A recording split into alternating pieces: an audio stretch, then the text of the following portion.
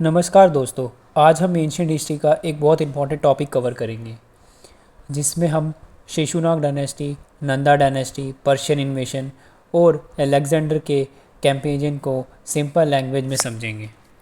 ये topic UPSC prelims और mains दोनों के लिए बहुत इंपॉर्टेंट है, तो वीडियो को एंड तक ज़रूर देखना। शेषुनाग डायनेस्टी। सबसे पहले बात करते हैं शेषुनाग डायनेस्टी की। शेषुनाग डायनेस्टी पहले हरंका डायनेस्टी में एक उच्च अधिकारी यानी अमात्य था। उसने अवंती को जीतकर मगध की शक्ति को और मजबूत बनाया। शेषुनाग ने राजधानी राजगिरा से वैशाली शिफ्ट कर दी थी।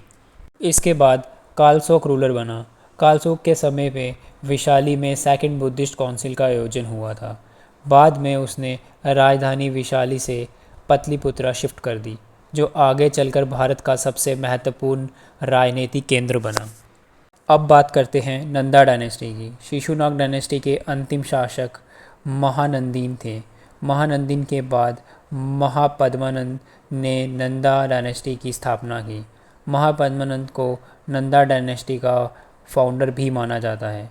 उसने कोशाला और कलिंगा जैसे राज्यों को जीतकर अपना साम्राज्य का विस्तार किया। उसके दो प्रसिद्ध टाइटल थे, सर्वा शत्रनातक यानी क्षत्रियों का विनाशक, और इकरा क्षत्रा यानी पूरी धरती पर एक ही शासक।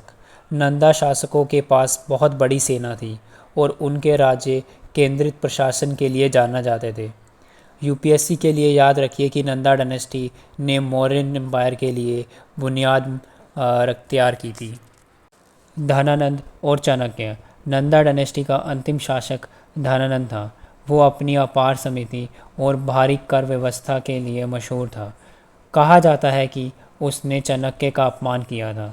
इसके बाद चाणक्य ने प्रतिज्ञा ली कि वो नंदा वंश को समाप्त करके मगध में एक नया शक्तिशाली साम्राज्य स्थापित करेगा।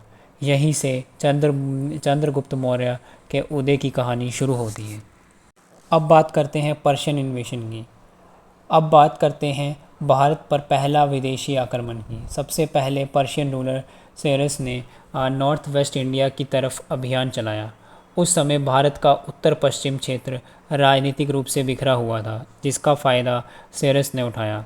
इसके बाद डायरस फर्स्ट ने पंजाब और सिंध पर अपना प्रभाव स्थापित किया। अलेक्जेंडर का भारत अभियान। अब आते हैं सबसे फेमस इन्वेडर अलेक्जेंडर पर। अलेक्जेंडर मैकडोनिया का राजकुमार था। उसने पर्शियन एम्पायर को हरा दिया और 327 बीसी में खाइबर पास के रास्ते भारत में प्रवेश किया। टक्सीला के शासक अम्बी ने अलेक्जेंडर का स्वागत किया और उसके साथ दिया, लेकिन राजा पोरस ने उसका विरोध करके उससे मुकाबला किया। 326 बीसी में खाइबर पास या झेलम नदी के किनारे पोरस और अलेक्जेंडर के बीच प्रसिद्ध युद्ध हुआ। युद्ध में पोरस हार गया, लेकिन उसकी वीरता से प्रभावित होकर अलेक्जेंडर ने उसका राज्य उसे वापस दे दिया। अलेक्जेंडर की वापसी।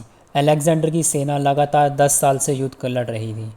भारत का मौसम और कठिन परिस्थितियां उनके लिए चुनौती बन गई थी।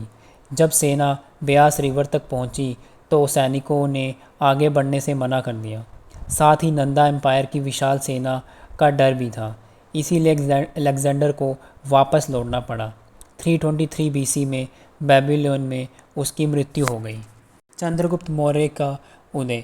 अलेक्जेंडर के लौटने के बाद भारत में एक नया युग की शुरुआत हुई।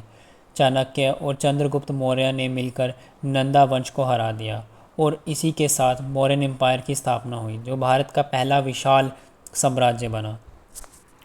तो दोस्तों, आज हमने Shishunaga dynasty, Nanda dynasty, Persian invasion और अलेक्जेंडर के इंडिया कैंपेनियन को एक ही वीडियो में रिवाइज़ किया। अगर वीडियो पसंद आए तो लाइक, शेयर और सब्सक्राइब करना मत भूलना। मिलते हैं अगले एंशिएंट हिस्ट्री के पार्ट में। जय हिंद।